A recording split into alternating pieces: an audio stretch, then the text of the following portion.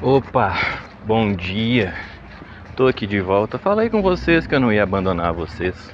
Falei, não falei? Pois é, deveriam ter acreditado em mim.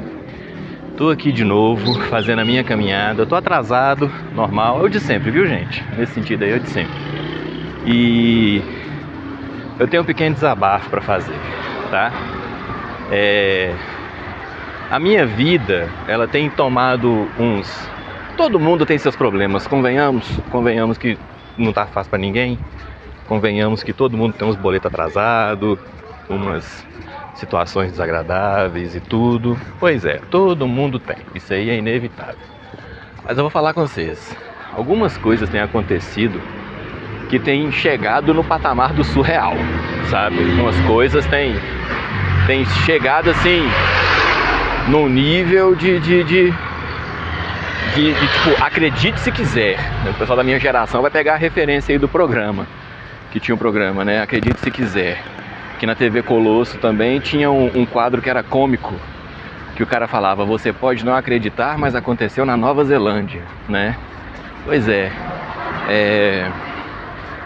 muita coisa, muita coisa. Eu sei que está em outubro, eu sei que falta 3 meses para poder acabar o ano, e eu prometi assim, né? Eu marquei, determinei que eu lançaria o livro esse ano, os textos e tudo, e até agora eu não tinha chegado ali no ponto de dizer que não vai acontecer, mas assim, o turbilhão de coisas que vem acontecendo, especialmente de um mês pra cá, de 45 dias pra cá, realmente tornou impraticável, tornou assim impossível, sabe? Ou então, sei lá, eu vou lançar um material de 5 páginas pra vocês, né? Promete um livro em torno de 50 e entrega um fanzine de 5, né? Preto e branco, sem ilustrações, não dá. Então assim, vou contar pra vocês, vou dar um exemplo de uma coisa que aconteceu. Eu tenho um grande amigo de infância, eu não vou citar nomes nem nada, porque não dá pra poder ficar expondo as pessoas assim. Mas eu tenho esse grande amigo, cara bacana, né? Como toda amizade de décadas, eu tenho 46 anos, ele é um pouco mais velho que eu. Como toda amizade de décadas, teve lá suas idas e vindas, né? Seus momentos de aproximação e de distanciamento. Ele já morou fora de Belo Horizonte, já viajou para morar em uns 3 ou 4 estados do país, né? Mas agora que as coisas pareciam estar mais concatenadas, tanto na vida dele quanto na minha, a gente se reaproximando, uma turma já das antigas e tudo, dos anos 90 mesmo, a galera que eu conheci por vias do RPG inclusive. Pois é, esse cara foi diagnosticado com Alzheimer, né? E tipo, não é alguém que, assim, eu posso dizer, não, é a pessoa que eu frequento a casa, a pessoa que abre a porta para eu entrar, que fica feliz quando eu vou, entendeu? Não é feitas as relações utilitárias que se tem hoje em dia. Pô, vou manter contato com esse cara porque eu ganho isso. Não, é um amigo. É uma pessoa que nos apuros que ele passou eu tava lá, e nos apuros que eu passei ele tava lá. A gente já riu junto de muita coisa, já chorou muito de outras também, né? Já fez piada, né? E tudo. E esse cara tá com Alzheimer, né?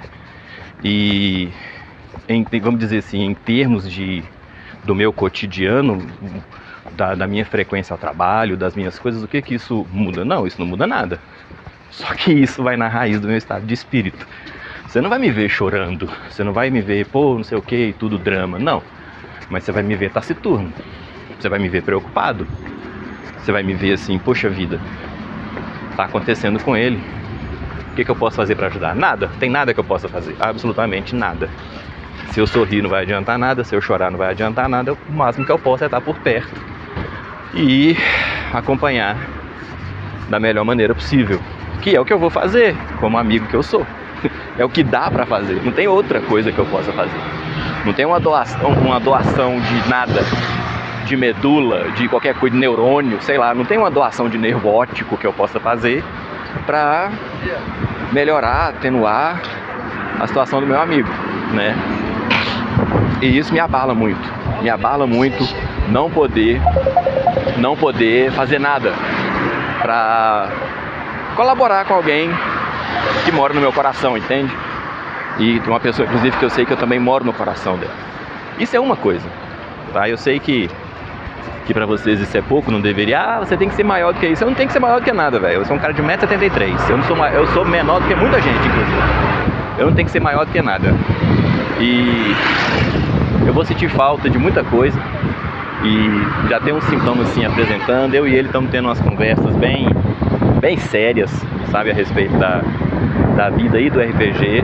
Porque ele é um cara que tinha planejado umas paradas bem interessantes que eu admirei. E quando eu falo que eu admiro um trem, meu amigo, tem que estar muito bem feito, tá? Tem que ter sido feito com realmente muito esmero, muito cuidado, muito carinho, muita atenção e muita qualidade. E ele fez, ele está fazendo, e ele fez. Eu não sou uma pessoa que vai dizer assim, pra agradar. Eu não faço isso. Eu não faço isso nem pro meu filho. Eu dou a letra pra ele o tempo todo. Então é o seguinte, isso me deixou muito triste, tá? Passei uma situação num trabalho também, eu acabei de chegar de um trabalho de campo de 3 semanas, né? Eu fui embora, como é que eu falo? Eu viajei pro trabalho de campo dia 22 de setembro, passei fora até ontem, cheguei ontem, tô aqui hoje de manhã indo pro trabalho, pro escritório, pra fazer umas coisas. Passei umas poucas e boas também, umas situações ruins, né? Onde a gente começa a ver quem que a gente é perante outras pessoas. Isso tudo me atrapalha, isso tudo me desestabiliza. Isso tudo é difícil pra mim, tá? E se eu não e eu preciso organizar essas coisas porque, assim, vocês desculpem até a franqueza. Eu não tô falando isso pra ofender ninguém, tá? Mas o lance é que o RPG é só um jogo. Eu não vou salvar o mundo, eu não vou salvar a saúde de ninguém. Para outras tantas pessoas, o RPG é uma profissão. É coisa muito séria. Eu não estou falando dessas pessoas, eu não estou falando do que é o jogo para elas. Eu estou falando de mim, né? Quem sou eu? Eu sou um cara que ama RPG e que quer escrever porque ama, por devoção, vamos chamar assim. Não porque eu estudei isso pra caralho e acho o tema interessantíssimo e quero desenvolver toda uma linha de pesquisa, de trabalho, de escrita em cima disso. Não. Eu até poderia, vamos dizer assim, né? Mas não é o meu caso. RPG pra mim ele é um passatempo, ele é um jogo, ele é uma diversão. Ele não traz o pão pra minha mesa. Quem tem no RPG o veículo que traz o pão pra própria mesa, tem uma relação totalmente diferente da relação que eu tenho. E aí então, para essas outras pessoas, eu tiro meu chapéu, eu digo muito obrigado pela sua dedicação, até porque se você não fizesse esse trabalho e dependesse de eu fazer, ia ficar sem fazer, porque a minha dedicação é em outro lugar, né? Admiro, respeito, reconheço que eu não estou no mesmo degrau, nunca disse que eu estava. Se alguma vez eu insinuei, eu te fiz acreditar que eu estaria junto desse pessoal, eu te peço desculpas, porque realmente não estou, nunca quis estar, né? Não penso que um dia quererei. E o fato é que pra mim é isso. Eu faço no meu parco tempo livre, na minha caminhada aqui em direção ao metrô, né? Outras pessoas não, outras pessoas acordam de manhã e trabalham em cima. Essas pessoas são estritamente mais dedicadas que eu. A gente pode argumentar com relação a uma coisa ou outra, né? Mas não tem como dizer que eu, vamos dizer, mereço tanto respeito e reconhecimento quanto essas outras pessoas. E o fato é que, especialmente de maio pra cá, eu tenho tido atribulações na vida que tem me feito sim, me obrigado sim a deixar o RPG de canto, justamente porque ele não é pra mim a prioridade 1, nem a 2, nem a 3, nem a 4, nem a 5. Não é. Não é enquanto produção, vamos dizer assim, intelectual. Ele é uma coisa que eu faço no meu tempo livre. Então eu tenho que dar a ele a verdadeira dimensão. E quando as minhas relações começam as relações que eu digo vinculadas ao RPG, começam a dar muito mais prejuízo, né? Muito mais descontentamento do que conforto, aí eu tenho que repensar a coisa toda. Porque, por exemplo, eu não posso deixar meu amigo na mão. Isso é uma coisa que eu não consigo fazer, né? E vamos lá. Se eu deixar de escrever meu livro esse ano e publicá-lo ano que vem, primeiro semestre ou segundo semestre do ano que vem, quem no mundo do RPG perde? Ninguém. Absolutamente ninguém. Eu não tenho relevância. Eu não tenho relevância. Eu não sou uma pessoa que você procura para balizar qualquer coisa que seja, sabe? Eu participo de alguns grupos de WhatsApp com pessoas que, em tese, são engajadas na questão toda do jogo, do desenvolvimento de narrativas e tal. E eu falo do meu produto e eles nem escutam meu podcast. Paradoxalmente, deveriam ser as pessoas mais engajadas, né? Eu leio o conteúdo deles, eles não escutam o meu, eles não assinam o podcast. As pessoas que assinam são muitas vezes consumidores finais. Deve ter tipo 2 ou 3 pessoas, tipo o Kiral, que provavelmente escuta, o Balbi também, me parece que é outro assíduo ouvinte, talvez o Samuca também, o Samuel Henrique Hernandes, que é um cara foda. Que mais? Não, dos que eu conheço, mais esses assim. O resto da galera, pra vocês terem uma ideia, eles não dão um feedback. O que eu digo, os autores profissionais que eu conheço, eles não me dão um feedback. Ou seja, pra eles não é importante. Se não é importante nem pra eles, velho, entende? E assim, eu não tô diminuindo ninguém, eu tô me colocando no meu devido lugar, entendeu? Na minha devida equivalência. Se o meu conteúdo não é relevante para os produtores indies, vamos chamar assim, de RPG no Brasil, que assim, tipo, o mais badalado de todos deve ter uns 10 mil seguidores, 5 mil seguidores, pois é, eu vou ser importante para quem, né? Então eu tô começando bem de baixo, então não tem urgência. E outras coisas têm tomado preponderância e tem sido difícil.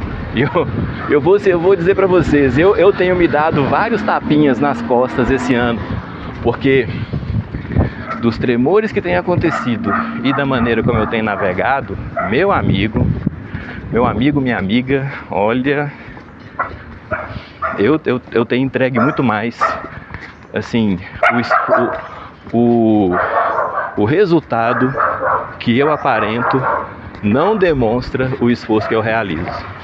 Eu acho que é das primeiras vezes na vida, dos primeiros anos na vida, e eu tô com 45, na verdade eu já tô com 46 quando você ouvir esse podcast, meu aniversário foi dia 15 de outubro. Eu acho que é o primeiro ano na vida em que eu tenho entregue tanto resultado, tenho vencido tanto, empatado ou ganhado, vamos dizer assim. E é a primeira vez que eu genuinamente, em termos profissionais, assim, pessoais, profissionais, sociais, políticos e tudo, e de lazer também, eu tenho tido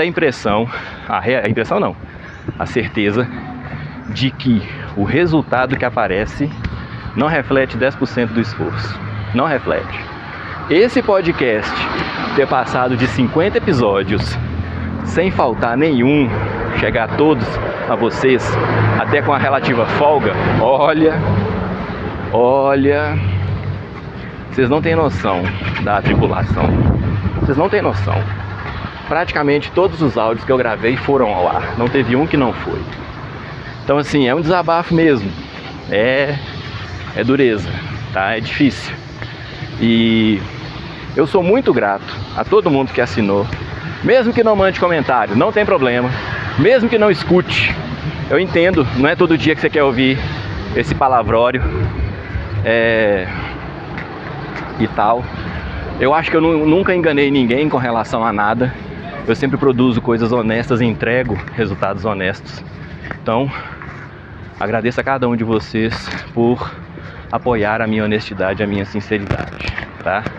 E tem gente que diria que aqui não é o lugar, que eu deveria estar tratando disso em outro lugar, fazer uma terapia, não sei o que. Mas aqui é o lugar que eu tenho. Aqui é o lugar que eu sinto a vontade de fazer. Então eu vou fazer aqui. Eu não sei quem está ouvindo, eu não sei quem se importa. Não precisa dizer que se importa, tá? tá? Eita ferro, estão lavando, ó. Meu Deus. Logo cedo de manhã. Não precisa dizer que se importa, não precisa entrar em contato. Não, Eckson, não sei o que, vai ficar tudo bem. Não, não. Primeiro que não vai, tá? Segundo que não é necessário. Apenas entendam que tem sido difícil, tá? E que se eu não gostasse tanto do RPG e das coisas que eu estou produzindo, eu já teria largado mão. Mas eu realmente não vou largar a mão. Agradeço os apoios, as conversas, os papos. A verdade é que eu precisava tomar uns tapas mesmo, porque a gente toma umas sacudidas e é nas sacudidas que a gente percebe. É nas sacudidas que a gente percebe realmente o valor que determinadas coisas têm pra gente. E também é nas grandes e pequenas sacudidas que você percebe o valor que você tem para determinadas pessoas. Isso foi uma coisa que meu trabalho vem me mostrando de maneira muito pertinente, muito assertiva, sabe? E bom, eu vou precisar muito do RPG nessa vida ainda, muito de verdade mesmo, porque tem aspirações que eu já vi que no meu trabalho eu não vou encontrar. Eu vou me dedicar, vou me matar, vou virar 2 ou 3, vou fazer das tripas coração, vou mover céus e terras e simplesmente não estará lá, entende? Então é por aqui mesmo, tá? Então assim, se no post passado eu falei a respeito de coisas que eu estava abrindo mão porque não entregariam algum resultado nem próximo daquilo que eu almejo, último mês que eu não gravei, arredondando, então uma coisa que ele fez foi me mostrar que tem determinadas outras que eu só vou encontrar por aqui. É só por aqui, não tem outro lugar. Por mais que eu não seja um profissional, por mais que eu não seja uma pessoa assim tão dedicada, por mais que eu não me engaje tanto, por mais que isso ou aquilo, não dá pra dizer que eu não sou uma pessoa séria. Não dá pra dizer que eu não sou uma pessoa que leva a vida a sério, né? E nesse levar a vida a sério, a gente tem de reconhecer onde a gente tá, quem a gente é, pra onde que a gente quer ir e quem a gente quer ser. E a minha caminhada passa sim pelo RPG mesmo. Até rimou, tá? Bom, vou falar uns 10 minutos sobre RPG. Eu tinha falado de evolução horizontal com vocês e eu sei que às vezes o papo fica muito na teoria, mesmo dando os exemplos práticos, né? Mas é o seguinte, uma aplicação muito prática, na verdade não é uma aplicação, é um raciocínio derivado. Um raciocínio derivado da questão é o seguinte: você sempre tem outras facetas para os personagens para fora da vida de aventureiro. E essas facetas nunca são exploradas devidamente, ou pelo menos a impressão que eu tenho é que elas não são exploradas devidamente, né? Vamos dar um exemplo prático. O que o aventureiro faz quando ele não está se aventurando? Vamos falar, por exemplo, do downtime, né? Eu vou chamar do tempo de não jogo, o tempo de não jogo, né? Dos aventureiros. O que eles fazem na cidade? Para que serve? Porque beleza, seu personagem entrou na masmorra, pegou o tesouro, matou a princesa, salvou o dragão, ou quer dizer, matou o dragão, salvou a princesa, voltou para a cidade, afortunado, beleza. Daqui a pouco ele vai para uma outra sessão de jogo, você vai ter uma outra aventura, que é isso que você quer fazer, beleza. O que seu personagem faz enquanto não tem a aventura? O que seu personagem faz? Do que ele vive, né? Vamos fazer um Globo Repórter. Aventureiros em tempo de não jogo. O que são? Quem são eles? O que fazem? O que comem? Como dormem? O triste drama da abstinência de masmorra, né? O sujeito que ele quer ir pra masmorra e não consegue, né? O que ele faz? Hoje no Globo Repórter. Pois é. E aí? Né? Pois é. A evolução horizontal ajuda a dar conta disso.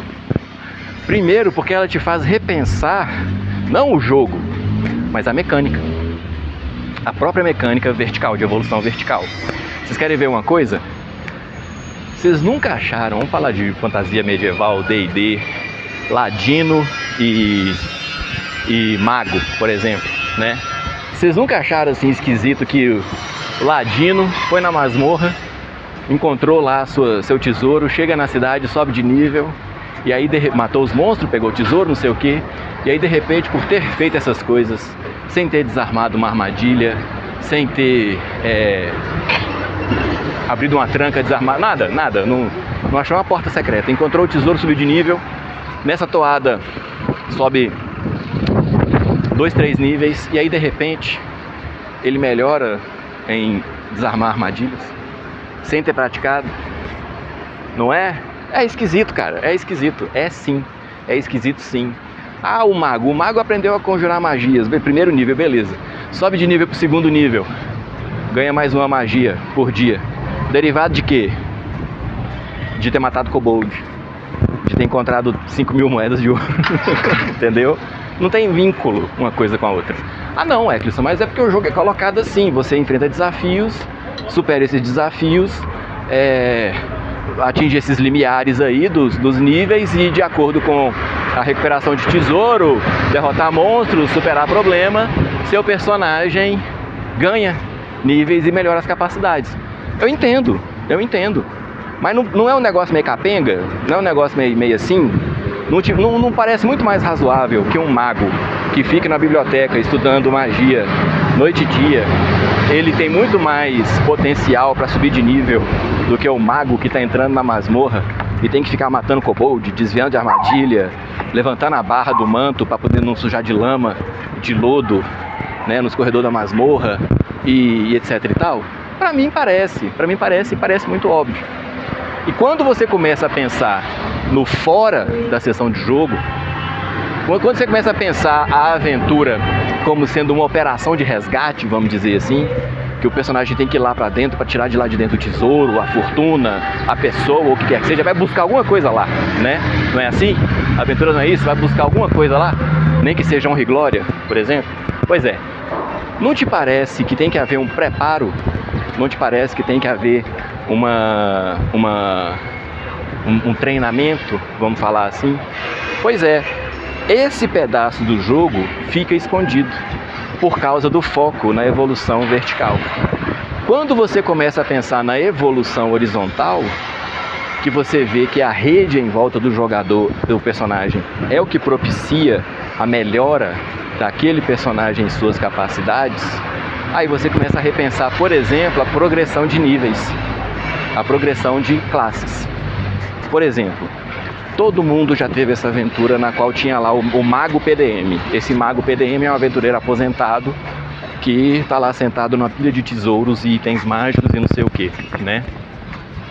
É o Arquimago Nethril, por exemplo, que é citado no First Quest e curiosamente não existe no Carameicos, apesar do First Quest ser baseado em Threshold, uma cidade no norte de Carameicos, né?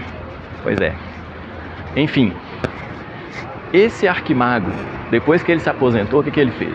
Depois que ele parou, porque um aventureiro aposentado a gente entende que é um aventureiro que não vai mais em aventuras. Beleza, mas e aí, o que ele fez? Pois é, e será que ele não melhorou de poder muito mais depois de ter aposentado? Será que ele não aprimorou as capacidades dele? Será que ele não está agora muito mais composto, agora que ele tem tempo de sentar, estudar, se debruçar sobre vários tomos que ele encontrou e que na verdade ele nunca pôde aproveitar? Será que esse mago não está muito mais realizado, muito mais bem construído, constituído de poderes mesmo, agora que ele não tem mais que ficar tirando a sandália, colocando a botina, acendendo a tocha, apagando a tocha, decifrando os escritos ancestral, enquanto o resto do grupo tenta protegê-lo, balança a tocha pra lá, balança a tocha pra cá? Será que esse mago não tá muito melhor agora que ele tá tomando chá das 5, lendo o livrinho 2 da tarde, continuando ali 5h30, né? Depois de uma pausa, tranquilo e calmo, dormindo seguramente, etc e tal? É óbvio que ele tá. É óbvio que ele está. É óbvio que sim. E aí agora a gente tem uma situação que a gente encontra uma conclusão, na verdade, a qual a gente chega e que nós, vamos dizer assim, eu não estava preparado para ela quando ela bateu na minha porta, e eu acho que nenhum de nós está de fato preparado, que é a seguinte: aventureiro é uma profissão em si só. ser um aventureiro é uma profissão. Nossa, R$2 no meu cartão. Acabou o crédito do meu cartão. Misericórdia. Então, ser aventureiro é uma profissão em si só. Ah, como é que é isso? Olha, assim, ó. Você tem um personagem que é um guerreiro, um sacerdote, um ladino, um bardo, um bárbaro, um monge, sei lá o que. Esse personagem, ele tem uma função que ele desenvolveu fora das aventuras. Pode começar a desenvolver nas aventuras? Pode começar a desenvolver nas aventuras, mas em princípio é uma capacidade que não depende de aventuras para ser evoluída. Nem desenvolvida e ou evoluída, tá certo? Então beleza, seu personagem é um ladino. Aprendeu a roubar nas ruas do mercado para sobreviver, beleza. Seu personagem é um mago. Aprendeu os estudos arcanos numa academia, de um mestre, de um qualquer coisa, beleza. Nada disso demanda aventuras. E aí de repente seu personagem se torna um aventureiro. E o aventureiro, ele é uma coisa bem específica. Porque o conjunto, escuta bem essa frase, tá? O conjunto de habilidades que um personagem desenvolve nas aventuras só tem valor dentro das aventuras. O conjunto de habilidades que você desenvolve explorando masmorras só tem uso enquanto você estiver explorando masmorras. O tipo de habilidade que você desenvolve navegando um barco só tem uso enquanto você estiver navegando um barco, né? A gente que vive em terra firme, por exemplo aqui em Minas Gerais que não tem praia, quando a gente chega num lugar e a gente tem que lidar com o mar, por exemplo, a gente sente náusea, a gente sente desequilíbrio, porque o chão não é fixo, né? O mar é revolto, o mar é bravio, o navio, mesmo no mar mais calmo, ele sacode, ele balança, né? Porque não foi para aquilo para qual a gente foi treinado. Da mesma forma, uma pessoa que tenha vivido a vida inteira num barco, o dia que ela pisar a primeira vez na terra firme, ela vai achar estranho, porque a terra é quieta, ela não vai ter o balanço normal, né, de um barco no oceano.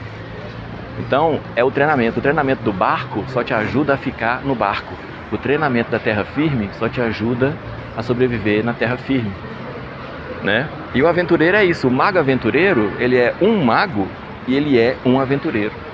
Algumas habilidades de mago ele pode utilizar na carreira de aventureiro. Uma ou outra habilidade de aventureiro ele também poderá utilizar enquanto mago. Mas o grosso da coisa, né, o 85, 95% da coisa que você aprende a fazer na coisa só terá uso naquele ambiente determinado onde aconteceu aquela coisa. Tá certo? E aí eu deixo esse gancho que o metrô chegou, eu vou entrar e agradeço vocês pela paciência e até uma próxima.